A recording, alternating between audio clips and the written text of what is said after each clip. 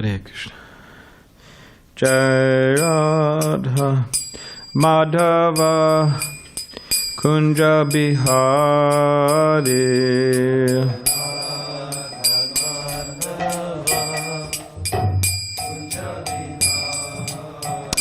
Jai Radha Madhava Kunja Bihari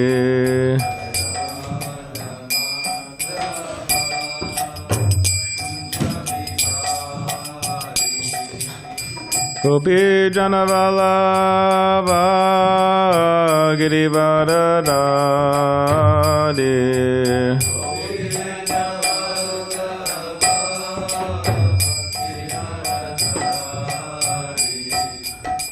Gopi Janavalava Girivardhari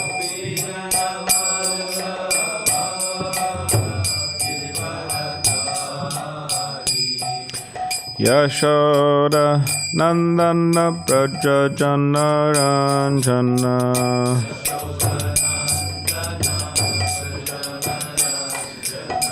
Yashoda Nandana Vraja Janaranjana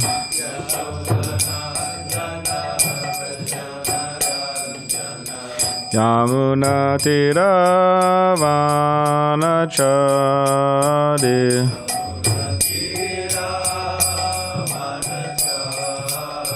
Yamuna Tiravanachari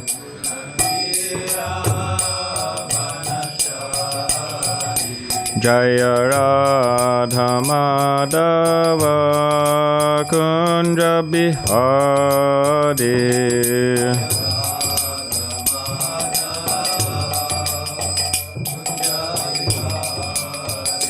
Jai Radha Madhava Kunja Bihari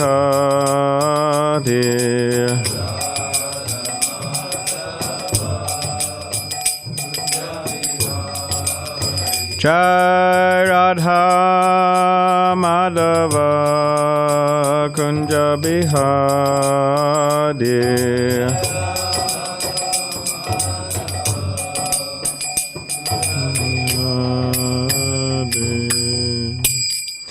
Jayam Vishnupad Paramahamsa Parivrajagacharya Ashtotara Shata Shri Srimad His Divine Grace A.C. Bhaktivedanta Swami Prabhupada Ki Jai Jayam Vishnupad Paramahamsa Parivrajagacharya Ashtotara Shata Shri Srimad His Divine Grace Shri Bhakti Siddhanta Saraswati Thakur Prabhupada Ki Jai Ananta Koti Vaishnavrinda Ki Jai Namacharya Shri Haridas Thakur Ki Jai Prem Sikaho Shri Krishna Chaitanya Prabhu Nityananda Shri Advaita Gadadhar Shivas Adi Gauda Bhakti Vrinda Ki Jai Shri Shri Radha Krishna Gopa Gopinath Shyamakund Radha Kund Giri Govardhan Ki Jai Vrindavan Dham Ki Jai Navadvip Dham Ki Jai Ganga Yamuna Mai Ki Jai Tulsi Maharani Ki Jai Bhakti Devi Ki Jai Samaveta Bhakti Vrinda Ki Jai New Govardhan Dham Ki Jai All glories to the simple devotees All glories to the simple devotees All glories to the simple devotees All glories to Shri Guru and Shri Gauranga.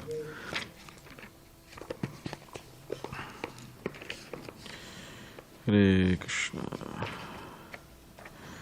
Today is the... Does anyone know?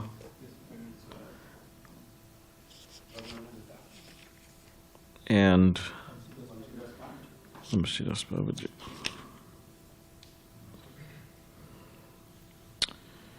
So we'll read a little bit about Raghunandana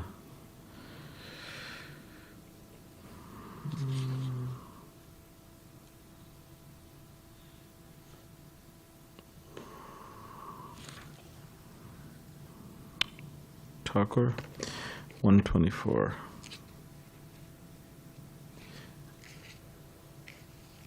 And then Vamsidas Babaji.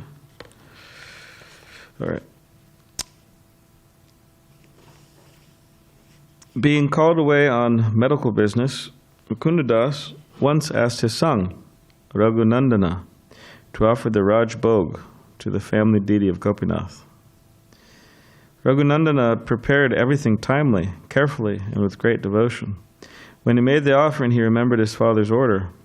Make sure the deity eats. Ringing the bell, the simple boy told the Gopinath deity, "Eat, eat." Raghunandana began crying when he saw the untouched food remaining on the deity's plate. He feared his father's anger for his inability to make the deity eat. Gopinath couldn't resist the child's intense devotion, so the Lord ate everything on the plate, leaving no remnants. Upon returning, Mukunda asked for Gopinath's Mahaprasadam. Raghunandana said the deity ate everything. Astonished, Mukunda told his son to make the offering again. From a hidden place, Mukunda watched in total amazement as Raghunandana offered a laddu to Gopinath. But the Lord took only half a laddu. Mukunda understood that the deity only took half because he was still full from eating the lunch offering. Choked with divine emotion and appreciation of his pure devotee son, Mukunda embraced Raghunandana. Later in Jagannath Puri, Lord Gauranga lovingly asked Mukunda Das, "Who is the father and who is the son?" Mukunda replied, "Raghunandana is definitely my father, because he has given me Krishna Bhakti and showed me pure Krishna consciousness." He says he is in Krishna lila Kandarpa Manjari, or Pradyumna of the chatur-vyuha. Try to understand that one. So that's a little bit about Raghunandana Thakura, famous for this particular pastime, quite amazing.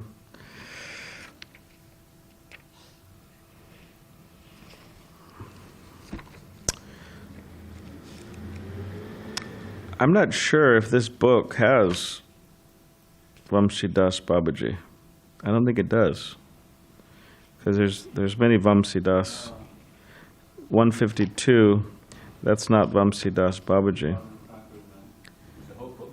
Yeah, there's a whole book about him. Well, Vamsi Das Babaji, Om Gyanativedandasya Gyananjana Shalakaya Chakshudharmadhitameda Tasmai Shri Gurave Namaha Makam Karidva Chalam Pangam Langay Tegrim Yak Kripa Damaham Vande Shri Gurun Dinitarinam Vancha Kapadrubishta Kripa Sindhubevacha Patitanam Pavadibhyo Vaishnave Bhyo Namaha Jai Shri Krishna Chaitanya Prabhu Nityananda Shri Advaita Gadadhar Shivasati Gaura Bhaktivinda Hare Krishna Krishna Krishna Hare Hare Hare Rama Rama Rama Hare Hare. So Vamsi Das Babaji, he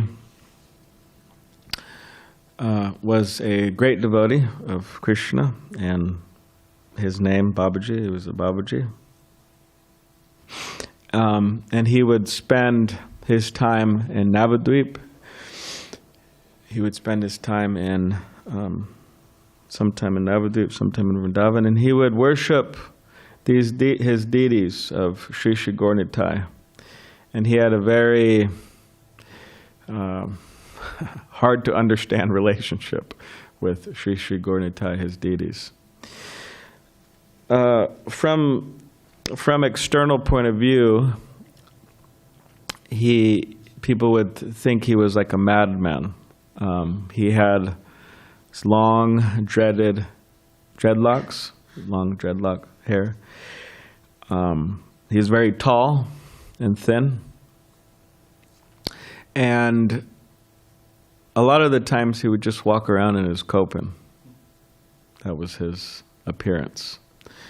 So in modern day ISKCON, I wouldn't be appreciated so much. But anyways, he's Vamsi Das Babaji.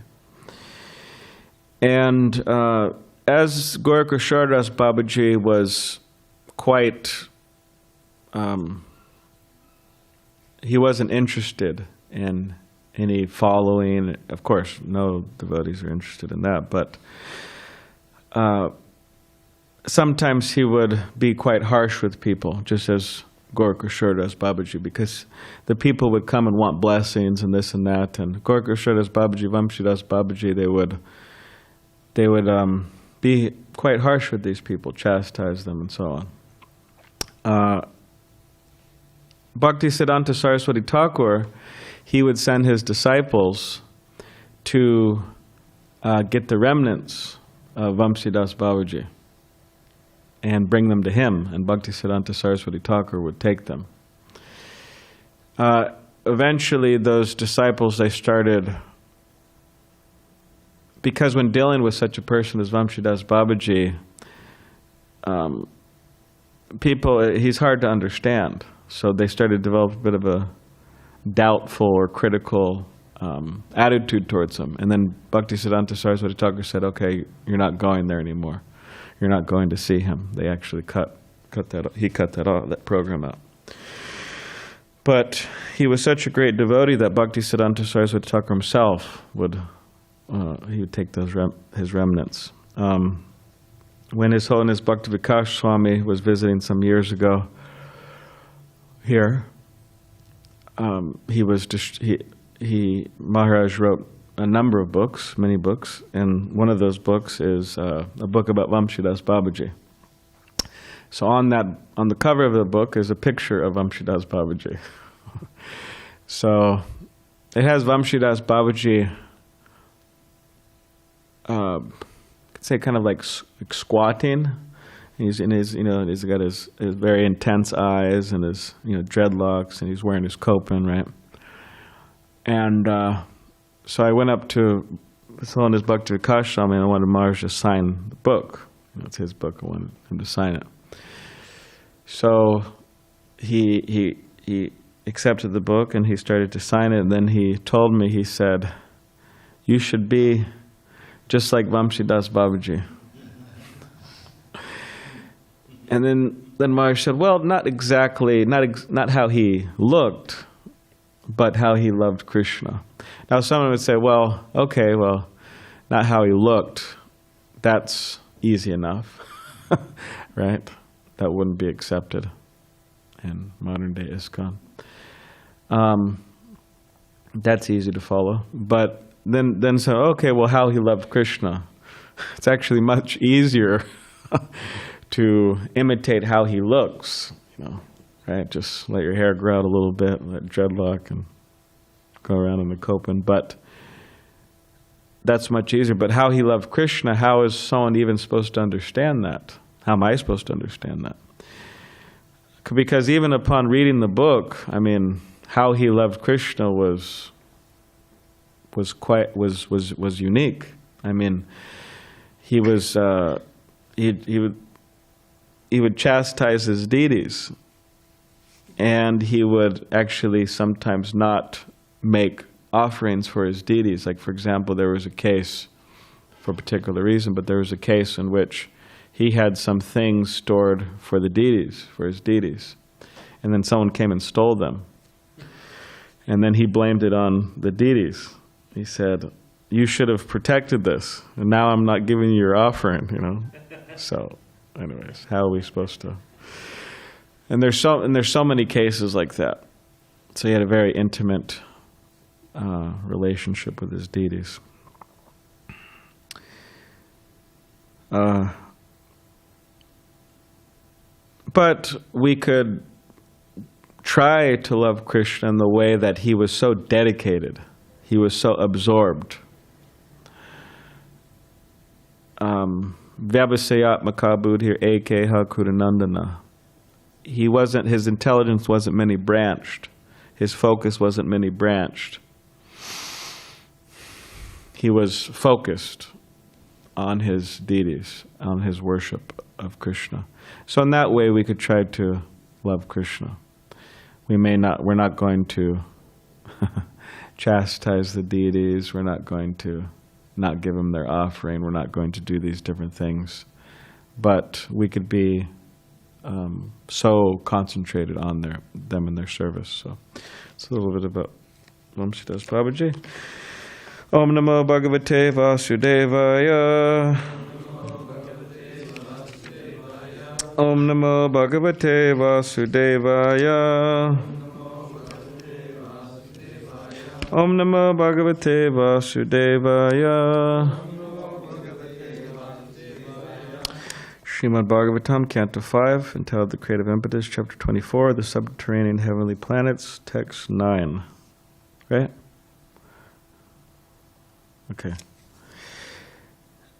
Yeshu Maharajamayena Maya Vina Vanir Mita Puro Nana Mani Pravara Praveka Vidachitta Vichitra Bhavana Prakara Gopara Sabha Chaitya Chaitvaraya Tanadibir Nagasura Matuna Paravata Shuka Sarika Kirna Kritrima Bhumirbir Vivareshvara Grihotamai Samalakritash Sati.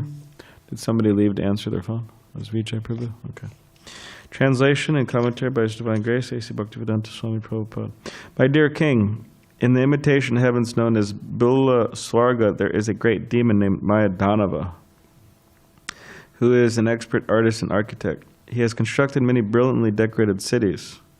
There are many wonderful houses, walls, gates, assembly houses, temples, yards, and temple compounds, as well as many hotels, serving as residential quarters for foreigners. The houses for the leaders of these planets are constructed with the most valuable jewels, and they are always crowded with living entities known as nagas or asuras, as well as many pigeons, parrots, and similar birds. All in all, these imitation heavenly cities are most beautifully situated and attractively decorated. The parks and gardens in the artificial heavens surpass in beauty those of the planetary systems, heavenly planets, upper heavenly planets. The trees in those gardens embraced by creepers bend with a heavy burden of twigs and fruits and flowers, and therefore they appear extraordinarily beautiful. That beauty could attract anyone and make his mind fully blossom in the pleasure of sense gratification. There are many lakes and reservoirs with clear, transparent water, agitated by jumping fish, and decorated with many flowers such as lilies, kuvalayas, kalaras, and blue and red lotuses. Pairs of chakravakas and many other water birds nest in the lakes and always enjoy in a happy mood, making sweet, pleasing vibrations that are very satisfying and conducive to the enjoyment of the senses. Since there is no sunshine in those subterranean planets, time is not divided into day and nights. And consequently, fear produced by time does not exist. Many great serpents reside there with gems on their hoods, and the effulgence of these gems dissipates the darkness in all directions. Since the residents of these planets drink and bathe in juices and elixirs made from wonderful herbs, they are freed from all anxieties and physical diseases. They have no experience of gray hair, wrinkles, or invalidity. Their bodily lusters do not fade. Their perspiration does not cause a bad smell, and they're not troubled by fatigue or by lack of energy or enthusiasm due to old age. They live very auspiciously and do not fear death from anything but death's established time, which is the effulgence of the Sudarshan Chakra of the Supreme Personality of Godhead. The chakras come in. Purport. This is the defect of material existence. Everything in the subterranean heavens is very nicely arranged. There are well-situated residential quarters. There is a pleasing atmosphere, and there are no bodily inconveniences or mental anxieties. But nevertheless, those who live there have to take another birth according to karma. Persons whose minds are dull cannot understand the defect of a materialistic civilization aiming at material comforts. One may make his living conditions very pleasing for the senses, but despite all favorable conditions, one must in due course of time meet death. The members of a demoniac civilization endeavor to make their living conditions very comfortable, but they cannot check death. The influence of the Sudarshan Chakra will not allow their so-called material happiness to endure.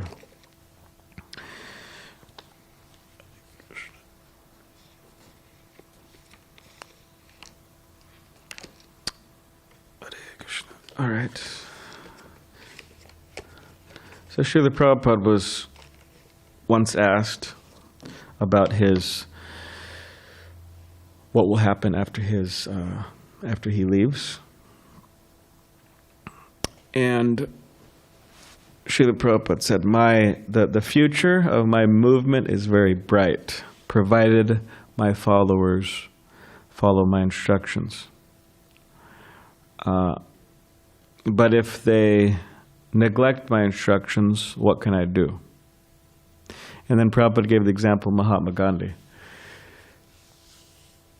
Mahatma Gandhi had a whole idea, and the idea was agrarian culture-based living, etc. We won't get into all of Gandhi's ideas right now. But when he left, his followers changed everything. In other words, his movement was spoiled. So Srila Prabhupada gave that example, that someone had an idea, Mahatma Gandhi, but he left, he was assassinated. And then after that, his followers changed everything. And really, it's not really Mahatma Gandhi's movement failed, because it really wasn't his movement anymore. It was something else.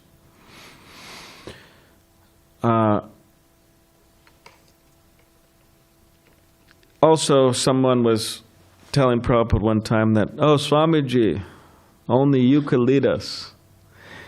And then Srila Prabhupada said, that's a fact.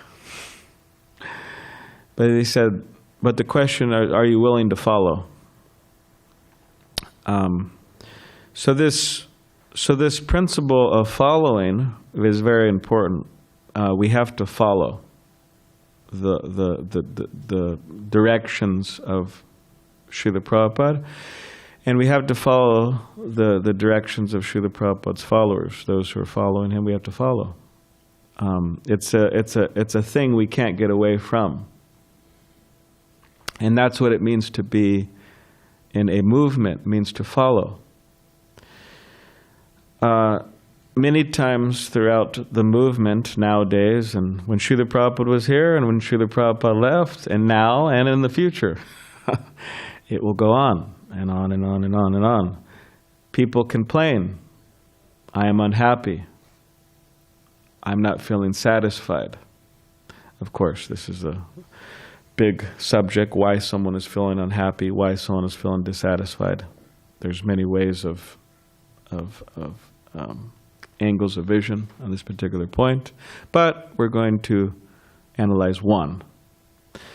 Srila Prabhupada, when disciples would write him, Srila Prabhupada got a lot of letters. When disciples would write him, I'm feeling unhappy, and they were actually, when they were complaining a lot, Srila Prabhupada understood that this means they're not following the principles. This means they're not following the principles. Means 4 principles, 16 rounds, and all the other principles. They're not following. So in other words, complaining and being unhappy, this is symptomatic of not following.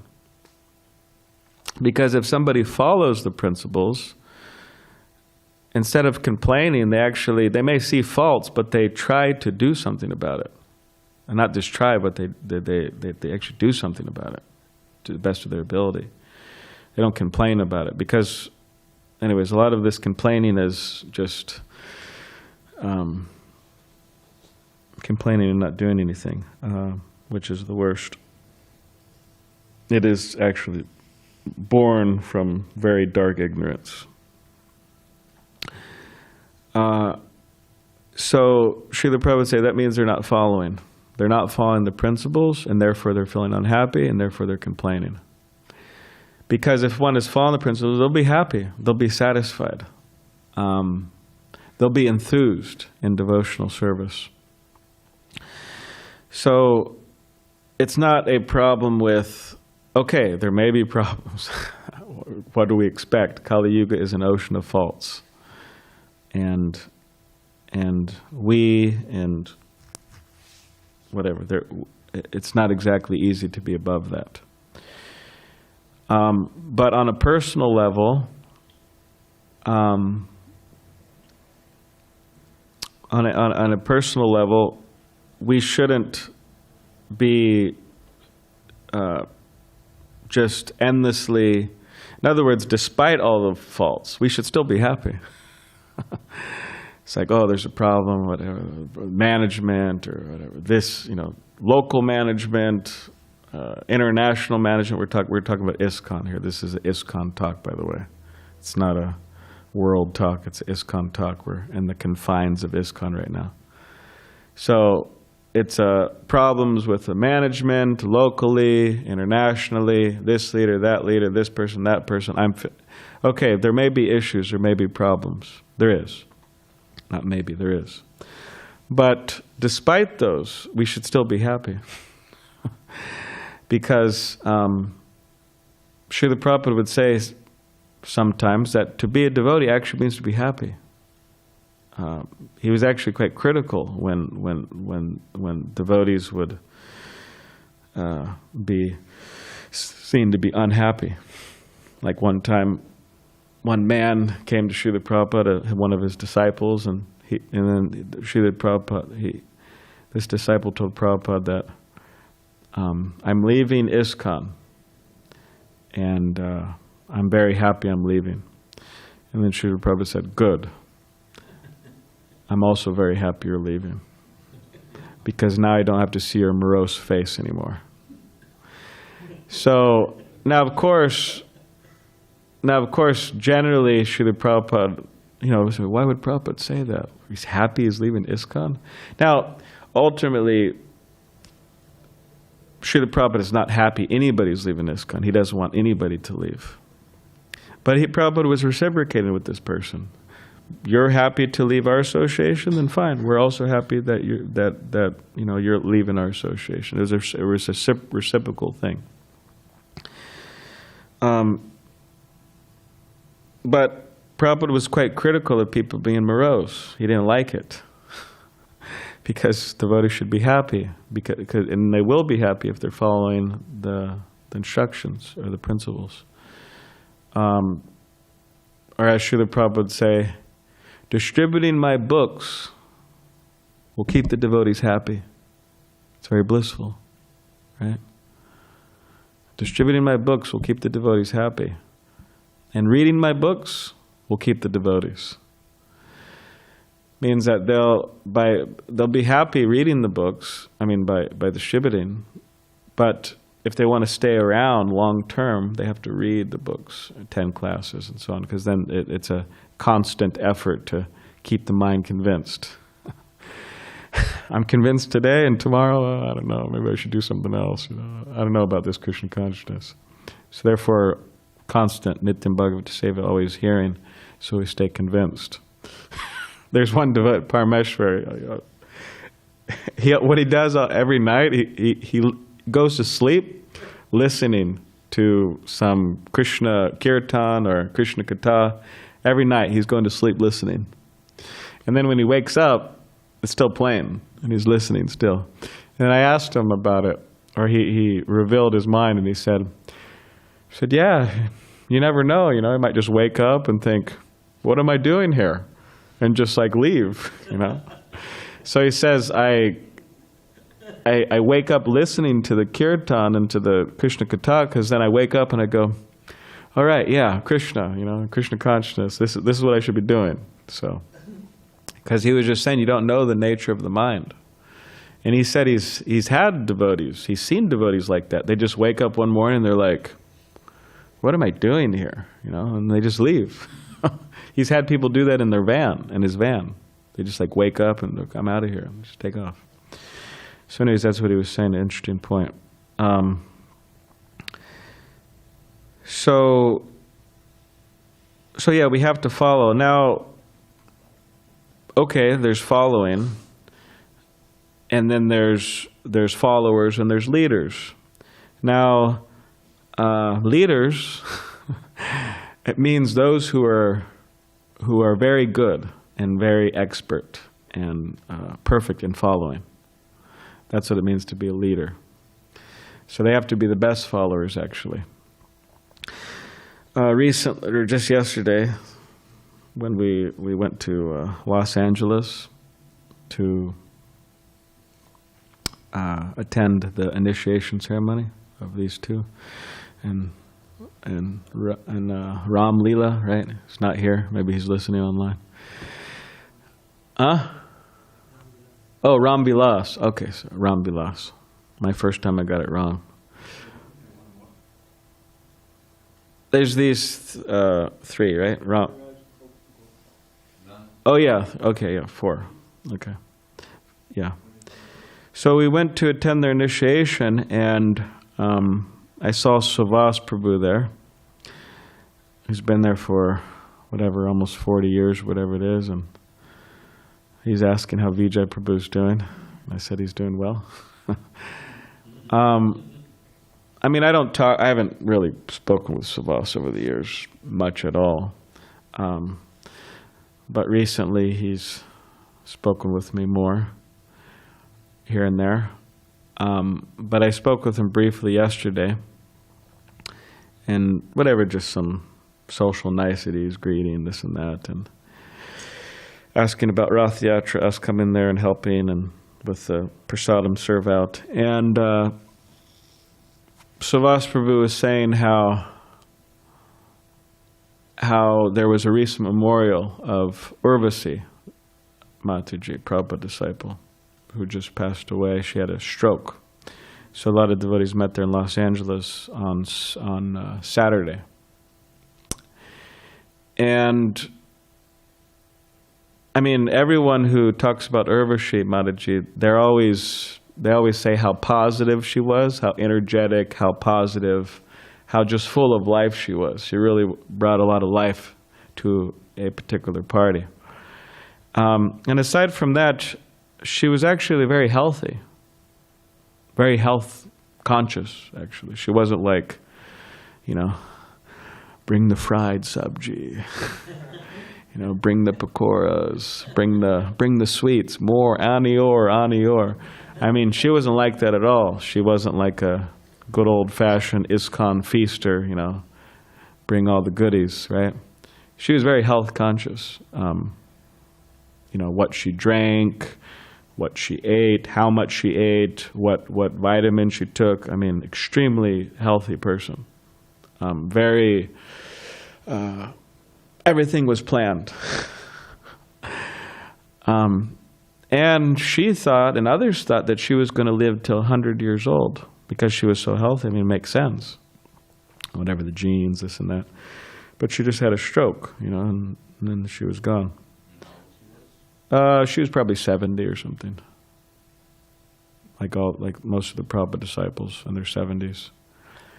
And then Savas Prabhu started talking to me about, when you start getting older, you start thinking of death more. Now this is for devotees, because I think when people start getting older in general, they may try to still kind of put it off.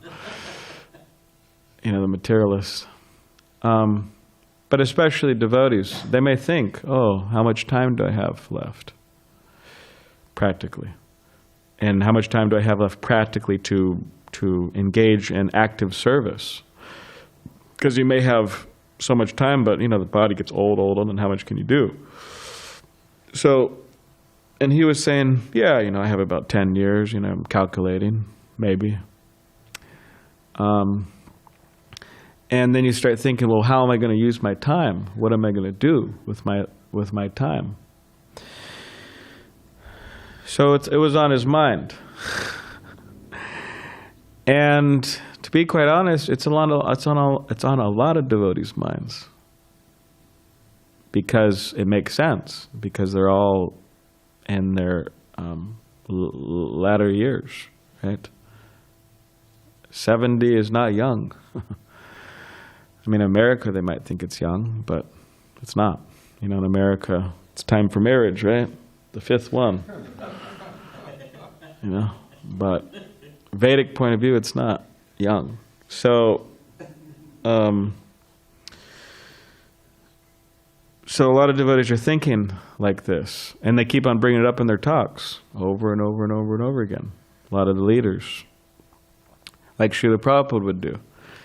I'm an old man. I could go at any moment. Now you all have to take over. He would say that over and over and over again, actually. So devotees are starting to speak like that. I mean, they weren't speaking like that 20 years ago.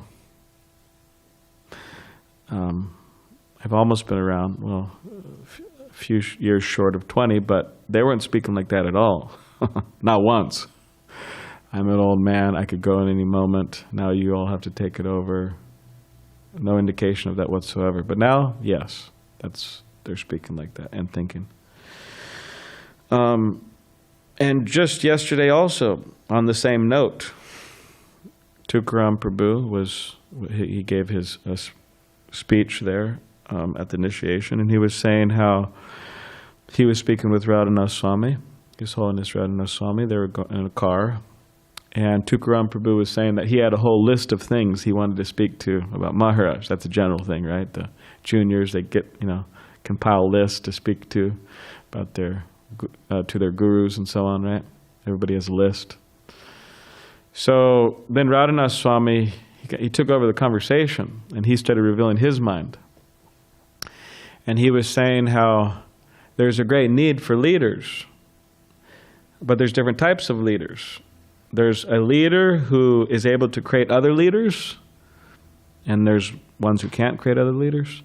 And then so he's saying that there's a need for leaders, and not just leaders, but leaders who could create other leaders in a succession like that. So in other words, one person needs to create a leader who's not just a leader, but who could create other leaders. So it's important. He was mentioning this, the succession principle. And then he was saying that about His Holiness Radhanath Swami. And then Tukaram Prabhu, he started saying about himself. Of course, he's much younger. He's 50 years old. He just turned 50. Anyone who's wondering Tukaram Prabhu's age, he's 50 years old. But he started saying to his congregation, there's about 14 getting initiated, I need you all to step up. I need you to be leaders. Right? He started saying that. Don't fall down. Follow the principles. Be strict. And then he said, at the end, he said, at least be a devotee. If you're not going to be a leader, at least be a devotee. It means don't leave. So there's a need for GBCs, there's a need for sannyasis, there's a need for temple presidents, there's a need for Diksha gurus, there's a need for Shiksha gurus. Now, most people, just speaking, most people will not be leaders in a particular sense. Like sometimes, following certain scriptures, there's actually a certain science. He said you could look at somebody, meet them for 5 minutes, and then you could tell all of their past and all of their future, more or less. So that there's not going to be, that the majority is not going to be leaders, that's not a problem. But if one can be in some leadership position or some leadership role, good, they should be. So it's something to consider. But if one cannot be a GBC temple president, sannyasi, some type of leadership position in ISKCON, in many ways, that's a blessing. Because the leaders, they get all the headaches, the most headaches. Right? So in many ways, it's a blessing if one doesn't have to do that. Say, great, I don't have to do that. But if one has to do that, then or if one is inclined, or if their seniors think they're inclined and so on, then they should do it. And if one can't do it for whatever reasons, and again, that is a blessing in many ways, they should assist those who are leading. They should assist the GBCs. They should assist the temple presidents. They should assist the sannyasis. They should assist the Diksha and Shiksha gurus. They should assist, somehow or other, assist. Not that they're just a source of headaches for the leaders. Oh, great, another follower who is just giving headaches. But they should assist. And Savas Prabhu was saying that about his crew in LA. They've been around for 40 years, Ratnabhushan, Krishnapad, right? Who else? Ishana, Gauda Chandra now, I don't know about 40 years, but many years. Gauda Chandra. There's many devotees, Archita Prabhu, many devotees who've been on for years. And he said, yes, Krishna has it's been a good ride, and Krishna has blessed me with such a nice crew, working together for so many years. So, of course, these devotees are leaders in the sense that they're very good examples of how a follower should be. In that way, they're leaders. So if we're not going to be a leader in some leadership position, fine, but we should be good devotees, in that when people look at us, they should say, okay, this is what it means to be a devotee. For younger people, this is what it means to be a devotee. And to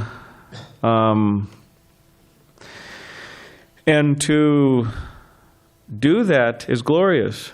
It's necessary, it's needed, it's glorious, it's not lower. In many ways, it's better. Yeah, it's very nice. Because it takes many people to run a movement, and not everybody could just be in some big leadership position, and not everybody actually is going to be, which is natural and good and fine. But whatever position we're in, we need to take it seriously. And just as those who are younger think of death less versus those who are older, similarly, those who are younger think of this less, actually. They think, oh yes, the leaders, they're leading. The senior devotees who are leading are such good examples of steady devotees, Krishnapad, Ratnabhushan, whoever. Yes, they're leading. They're setting the good example of how to be a follower. And me, I'm just, I'm in the background. Well, you have to start thinking about not being in the background. You have to start thinking about being an example ourselves of steady devotees and steady leaders. And this is being, again, mentioned again and again and again and again by all of our leaders. Shivaram Swami also mentioned it. He said, he was giving a talk and he was telling the devotees, one day there will be no Shivaram Swami. And all of the Madhajis are crying in the audience, right? Men aren't crying, but Madhajis are crying in the audience. Hungry, right? Krishna Valley. So he has a whole system. He's training people. He's just given 2 devotees sannyas, 2 brahmacharis there. He's training devotees how to manage things. So,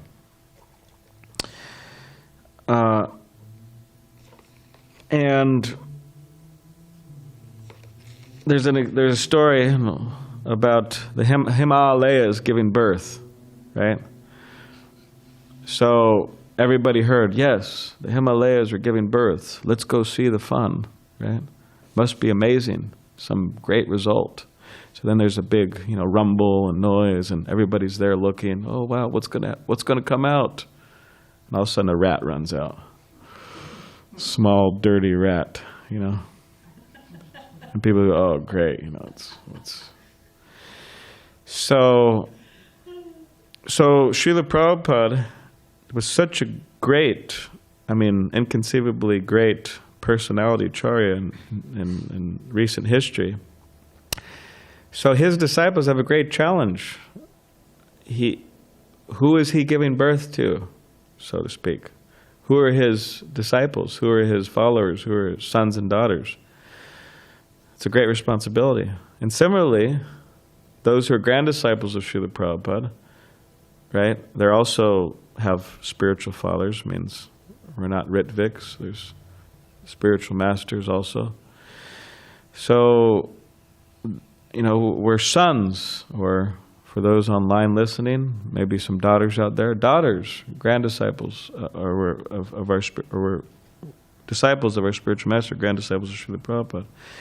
So just as when the Himalayas give birth and then a rat runs out, nobody's impressed, it's a great responsibility for the devotees to represent properly. I'm a disciple of so-and-so, and I'm a grand disciple of Srila Prabhupada. Not that I'm a rat disciple, a dirty rat disciple, right? And people unimpressed. Actually, aside from being unimpressed, they're just disgusted. A few people like rats. They keep them in their homes. Oh, cute little rat, But generally people don't like them, right? They kill them. I think they're one of the most killed rodents probably in the world. So,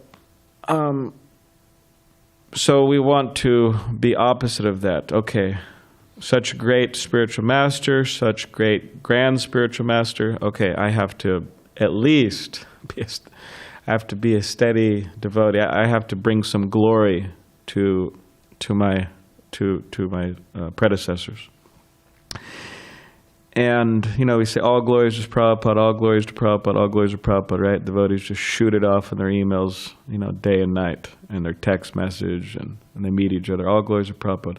But what's the real glories of Prabhupada? The real glories of Prabhupada is that we actually become proper disciples and grand disciples. That's the real glory of Prabhupada. And even despite doing so much service, right? We may be doing so much. We may have done so many things or plan to do so many things. Even that, the real glory of Prabhupada is to become a good disciple, a good grand disciple. It means to have good qualities. They both have to be there, right? Service and good qualities. So, okay. Does anybody have any questions or comments? Because this particular purport is talking about death. And, these people were just enjoying, and then death comes. And so it's a similar Savas Prabhu and others are bringing this up. So that's how it's connected. Yes, Tyler? Thank you. That was a really wonderful class. You definitely handled it. You did the samadhis, and then you kind of absorbed the mood of yesterday and shared some nice points from it. And I see what you're doing now with the part that we're at in the Bhagavatam, focusing on the aspect of death. Because what we're describing there, where these people live in these subterranean artificial heavens, it sounds really awesome, except for the death part. It sounded pretty good until the purport, right? Yeah. And I'm a big fan of the heavenly planets, so to hear that there's these ones too, it was like, wow, man, So what Maharaj would say is, he says, let's kind of scale back and look where we're at in the Bhagavatam, because I have a little bit of confusion that I'm sure will be reconciled as we go along, but I think catching up to what's happening here might be kind of important. I kind of teased that upstairs after we read the chapter summary. I was like, wow. Because I can't make you go through what I'm thinking and sort of to show me what's wrong or what I'm missing. So I always thought that we have these heavenly planets moving upwards, and they would increase, in the amount of material enjoyment you'd have, albeit temporary. And then going downward, I thought those would be the hellish planets, where it would increase in badness, punishing you to root out the... Well, eventually they do. Okay. It's coming. Because this is great, and this is right below us, and it's like, okay, this feels like it should be above us. But so that is a pretty awesome spot, and then because you die anyway, so that's better than here. The thing is, it's not awesome because...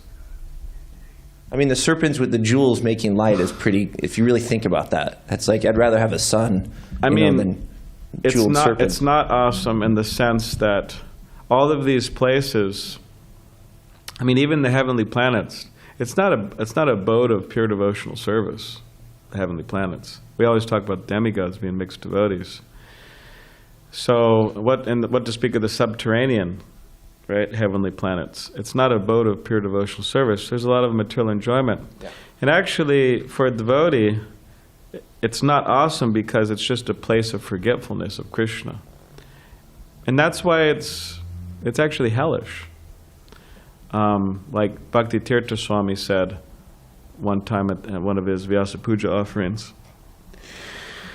He said that is a metaphorical type of poetic license thing he was doing, but he was saying how he was praying to he was writing to Srila Prabhupada. So Srila Prabhupada,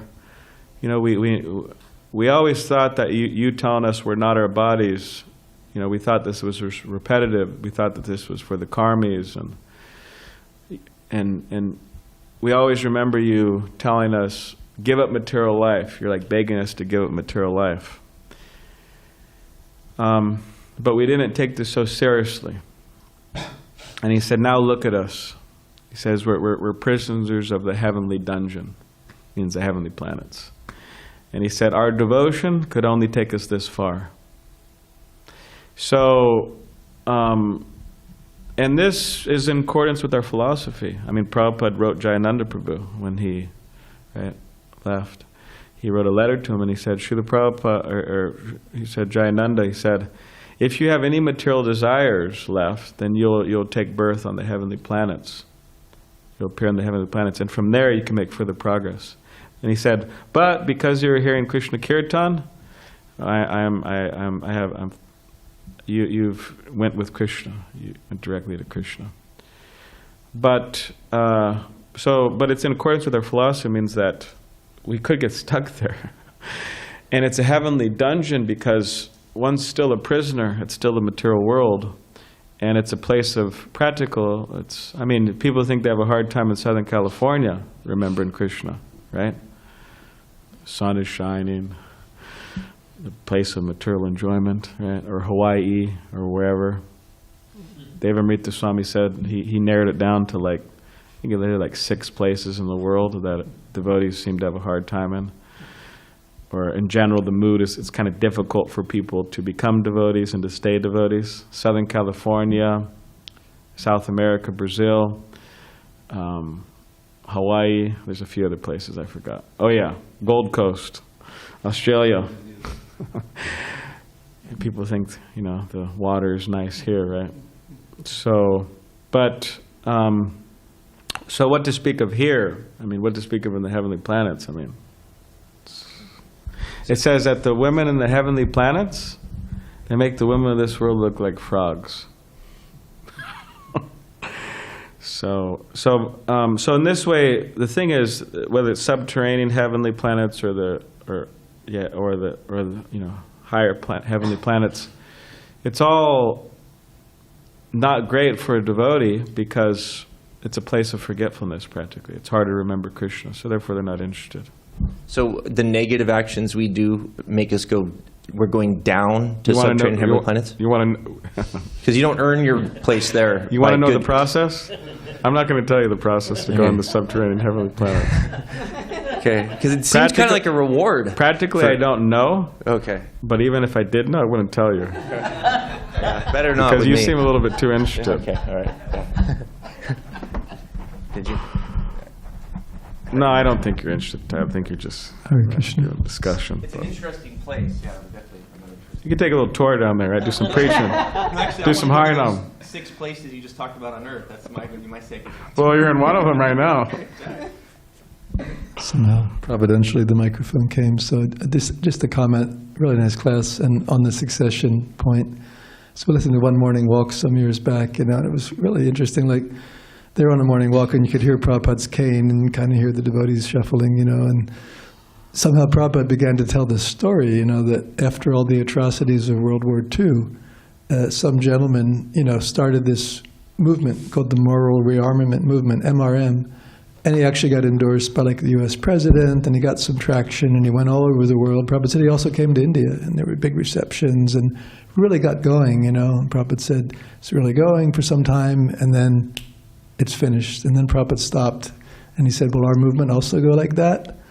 And there was a silence, and then I think it was Satsvarup Maharaj from The Voice said, no, Prabhupada, the next generation's already there in the Gurukula. And then there was a really long, poignant silence. And then all of a sudden, Prabhupada's cane started again, and the topic didn't continue. But those poignant silence, to me anyway, it was just, Prabhupada was laying it down, the same point that you're making, that people, we have to step up, Yeah. It's not just going to happen like magic, Yeah. Just like the Rath Yatra, it's a huge festival that we'll be attending next Sunday. But that isn't going automatically. I mean, Srivas Prabhu's really, for months, planning it out. And it's not a one-man show. He's got a whole crew setting up, breaking down, cooking. It's a whole thing. And a lot of those devotees are older. Actually, majority of them. Just like in L.A., a majority of the devotees are older, And you see, they're getting older and older and older. Like I was up there, I just saw. So now this is, in many ways, it is a worldwide. It's a worldwide issue, a world problem to think about. But ISKCON India, they don't really have this. Who's going to take over the Rath Yatra? Well, it's like somebody's already taken over the Rath Yatra, and it's not the persons with, not the elderly devotees. There's younger. So every place has its strong points. But we are in America, by the way. So therefore, it should be a little more relevant to us. And I'll just say short things, but Alexander the Great, right? Conquer, conquer, conquer, conquer, and then he didn't have a management system in the bad. Things fell apart. So we have to have that, system. And as Prabhupada called Giraj Das Brahmachari, right? When Prabhupada was laying there on his last days, and devotees didn't know it could be Prabhupada's last words, but so Prabhupada called Giraj Das Brahmachari from the Brahmachari ashram. It's like really early in the morning. It's quite interesting. Because, he didn't call him at 7 p.m. or something, called him like 2 a.m. in the morning. So he called him there, and then Prabhupada asked him a question, will our movement go on? And then Giraj Das Brahmachari said yes, provided the devotees follow the principles and chant the rounds, yes, it will go on. And then Prabhupada said something interesting. He said intelligence and organization. He said that this is also important. So it takes intelligence and organization to do things, just like these. We went to Comic-Con in the Harinam, and I was mentioning to devotees of the day, there was strategically, 10 hot dog stands, 10 hot dog stands set up, because there's tons of people going there. And some guy had a, businessman, and he's got everybody out there. And I was thinking to myself, Krishna consciousness has to be so strategically, there has to be a strategic campaign, actually, to get in people's minds, especially nowadays. With all the advertisements, and it's not easy to get in people's minds. So therefore we have to, make ourselves present. And therefore there's an idea that we'll open a center in Chula Vista.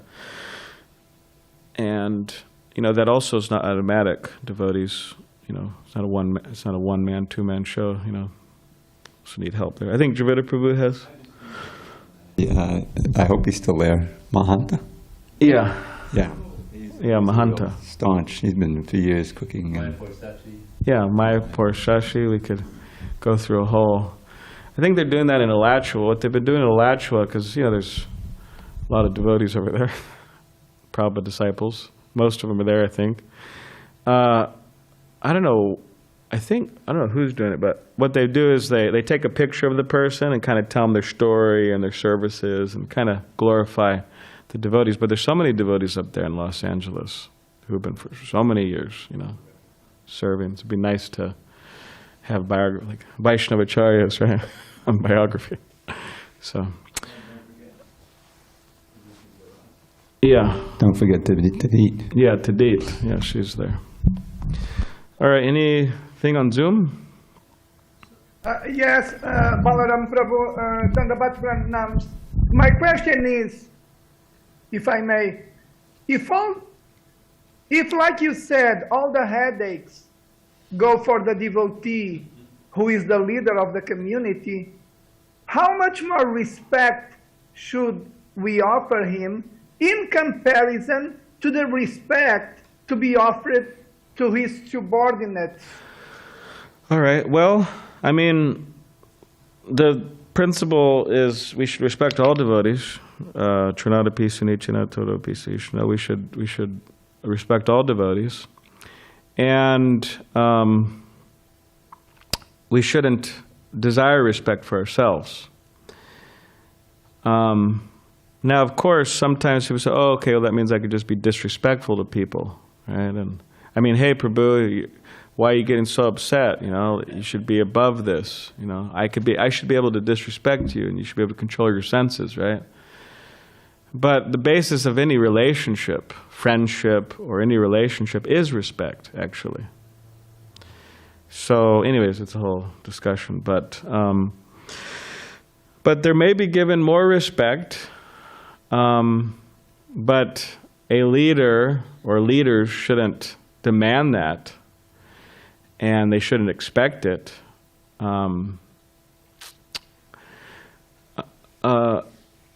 but yeah, naturally there is, like, for example, like a sannyasi, there is more respect given. Why? Because they've taken, they're done with material life. They're not going back. They're detached.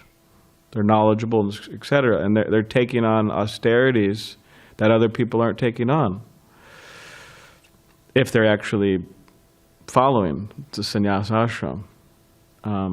So there should be given more respect there. And we're not respecting, it's not like a personality cult thing or something. We're respecting the principle of renunciation, and of course the person who's renounced.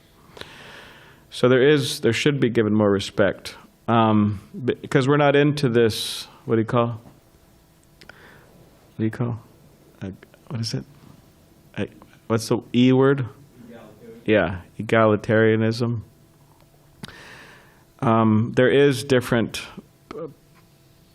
more respectable positions. And, of course, Srila Prabhupada came to a place such as America and worldwide where people have a hard time accepting this principle.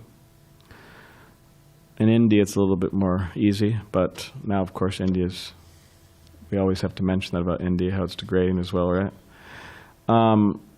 But it is a part of our culture, like bowing down to, even you bow down to your parents, you bow down to teachers, you bow down to sannyasis, you bow down to your guru. It's just a part of our culture. Whereas, for example, we may not bow down to somebody junior, that word, junior to us.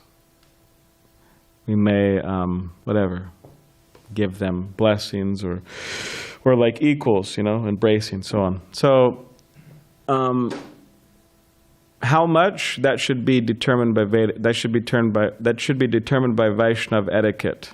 And actually, all this Vaishnava etiquette and bowing down and all this stuff, it's not meant to be mechanical, but it's supposed to bring us to the point where we're actually doing it out of affection. Means though we're bowing down out of affection, not just duty. And those who are accepting obeisances, such as sannyasis or the guru, they're actually accepting it with affection, not, okay, I'm so great, and but it's reciprocal. Anyways, I hope that satisfies you to a degree. Yes, very much, Prabhu. Thank you very much. Amazing answer to my question. Thank you. Hare Krishna. One editorial footnote. Okay. The difference between, we don't demand respect, But command it. command respect, which means, I'm in the dictionary, to deserve and receive.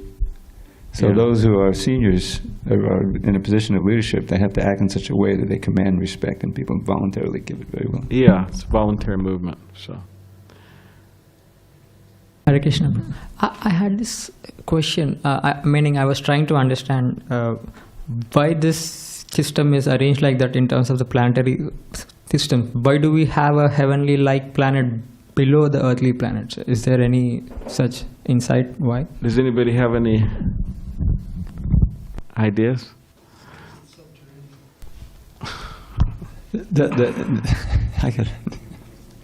It's explained. The explanation is the subterranean heavenly planets. For those who just want to enjoy and have no possible interest in spiritual life, then that's for them. There's no disturbances except for death. So there's no chance of getting interested, because there's no, this is the best place, because it's kind of heavenly, but it's not really heavenly. And it doesn't take much for you to realize and experience that there's difficulties. And if you're fortunate to get the association of someone who can teach you, then you can take up Krishna consciousness. The heavenly planets are heavenly, but there's also problems there. That's why there are devotees there, but they're like Sakama devotees. So it's not. This is the best place, because there's horrible things going on, and you can see the urgency for devotional life. So it's not so nice. It may be nice materially down there, but that's the worst thing for spiritual life that we know. So we're going to go there. Yeah. All right.